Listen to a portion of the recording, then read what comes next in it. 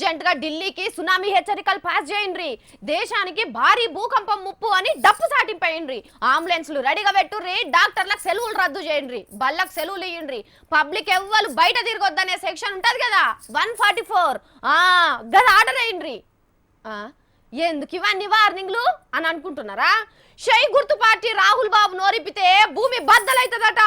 అవుగో గదిన్నప్పుడు సంది నాకు మస్తు బుగులు పట్టుకున్నదుల్లా. ఎగరలేక పందిరి కుర్సగున్నదన్నాడట వెనకటికోగా ఆయనే. మొన్నటి కాంచి గట్లనే చేస్తున్నాడు కాంగ్రెస్ చిన్న పెద్ద మనిషి రాహుల్ సార్ కూడా. అరే నేను మాట్లాడితే భూకంపం వస్తది, భూమి బద్దలైతది అంటున్నాడు కదా, ఎవరో నోట్లే గుడ్డ పెట్టి అనగబట్టినట్టు. ఇగో ఇయాల కూడా గట్లనే మాట్లాడిండు మైకుల ముంగటికి వచ్చి. The Prime Minister is personally terrified of me being allowed to open my mouth inside the Lok Sabha because I have information on the Prime Minister that is going to explode his balloon and I am not being allowed to speak in the house. ఇన్నరా నోట్ల రద్దనే ముచ్చట పెద్ద లంగ పని.